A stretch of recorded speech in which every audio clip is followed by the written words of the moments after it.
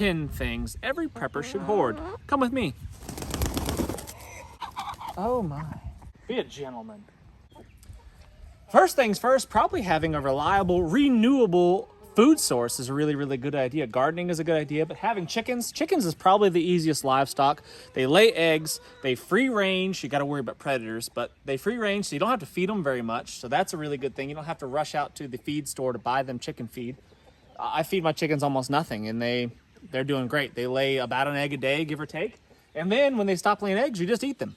There may come a time when the hardware store is not available. And if you want to build something, fix something, repair something, you're just not going to have the nuts and bolts and screws to make that happen. So I highly recommend hanging on to everything. Lag bolts. These are I've got a 5-gallon bucket full of some finished nails here. I have no idea what I'm ever going to do with that many finished nails, but I've got a bunch. Every screw, deck screws, these are 3-inch deck screws. I build almost everything out of this. As long as you have a way to charge your batteries in your drills, then you have a way to build things with these screws. If you don't, then it's a good idea to have backup nails. I've got lots of nails. These are for a nail gun, a pneumatic nail gun, but I've also got nails that you can just drive with a hammer. So ways to bind things, glues and tapes and all that stuff is really, really important and may not be as easily accessible as it is right now. Fuel for your vehicles is a really good idea. Not every SHTF situation is going to be lifelong. Sometimes it's temporary. There might just be a fuel shortage for a short period of time, and you need to be able to get your vehicle fueled up to get from A to B to do whatever it is, carry on normal life. So having some fuel, I need to restock up my cans. I usually keep about 50 gallons or so of fuel laying around, and I try to cycle it out as much as possible so it stays fresh because it doesn't last forever.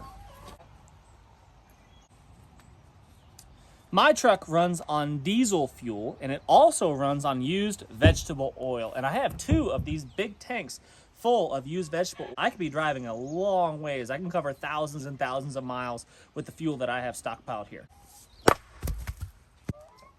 Firewood fuel to heat your home is a really, really good idea to stockpile while it's easy to get, while you've got fuel for chainsaws and all that stuff, because without it, it's gonna be very, very difficult. So getting this stuff ready to go, drying it out, seasoning it now because you can't burn the wet stuff. I mean, I guess you can, but just not as efficiently.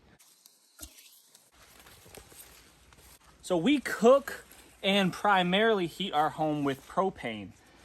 That's what's available in my area, and that's how we do it. So having this big of a tank, multiple tanks, is a really smart idea. So if for some reason it's delayed getting refilled, because sometimes it is, it took several months for us to get this thing here delivered. And since we're on the subject of fuel, having a way to light your home, having a light in the darkness if the power should be going out for an extended period of time is smart.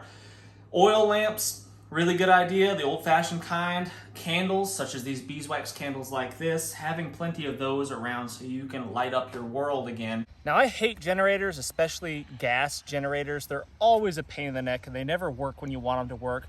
If they're not maintained properly, it's just a disaster. I can't stand them. So having some sort of alternative means of powering your home and keeping the electricity flowing, I think, is a smart idea. I don't have a lot of experience using these yet, but I'm just still in the trial period. But I think that it has a lot of potential. I can charge this thing up with the sunshine. As long as the sun's shining, even on a little bit overcast days, it still charges. So that's a really, really handy thing. And this thing right here can power a lot of the appliances in my house. If you have the means, land is something you should definitely invest in, something you should definitely stockpile. They're not making any more of it, and historically, it's as cheap as it's ever going to get. Yes, the market flows up and down, but if you look at long term, it's not going to get any less expensive. So having some place for you to grow food, to spread your wings a little bit, is a really, really good idea. Having the tools to defend yourself and the necessary items that come along with that is really important. And just like land, just like food, it's never going to become more accessible than it is right now. It's never going to be cheaper. Yes, there's going to be flows up and down, but for the most part, it's a really good idea to get these things now and learn how to use them. Learn how to defend yourself. Learn how to use these things safely and effectively. Alcohol is a good one to stockpile. Easy to find, fairly inexpensive at the moment, and used for all sorts of medicinal purposes, only medicinal purposes, obviously. You can make tinctures out of it, you can use it as an antiseptic, all sorts of good things can be had from pure vodka like this one. I don't know how I feel about this yet, but in the comments you can let me know what you think. But for bartering purposes, I think that alcohol will always have value regardless of the state of the world, regardless of the state of the economy. People are always going to want something to drink. They're always going to get thirsty. And I don't know how I feel about using alcohol, feeding people's bad habits as a bartering item. I don't know if I feel like that's morally right or not. Let me know what you think in the comments. Food is obviously something that's high on the list. I mean, it's probably number one, I would say, as far as what you should be hoarding, stockpiling right now. Because it's never going to be cheaper, it's never going to be easier to find. It's very difficult to grow food. It requires skills, it requires knowledge, tools, property, all of the things. Rice and beans is a obvious one. When you combine rice and beans, it makes a complete protein. It has all of the essential amino acids. Good idea to have rice and beans, a staple food in your diet.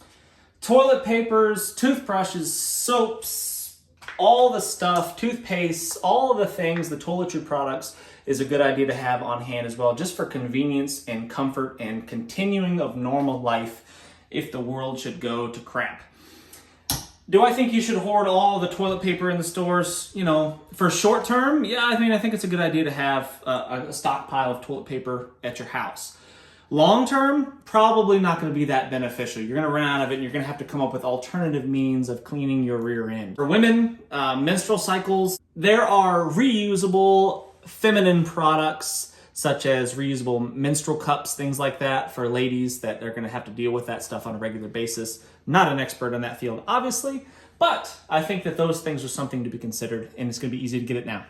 For those of you in an urban survival setting, stockpiling water is a really important idea. If you're 100% reliant upon the city pushing water into your home, that could be a really big problem. It could be contaminated, but we've seen examples of that all over the place.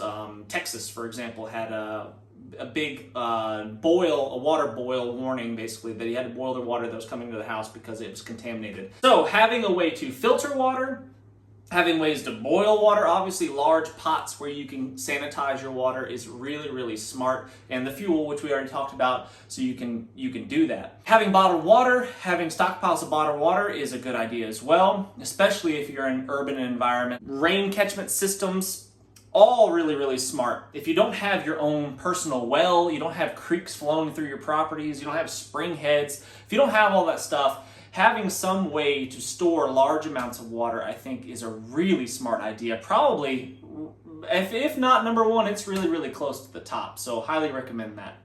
Thanks so much for watching, friends. Hit that thumbs up, subscribe if you haven't done so already. Can't wait to see you on the next one. Leave a comment for me. Any comment will do. If there's something I missed that you would have put in the top 10 things to prep, top 10 things to hoard, please put that in the comments. It would be greatly appreciated. See you next time.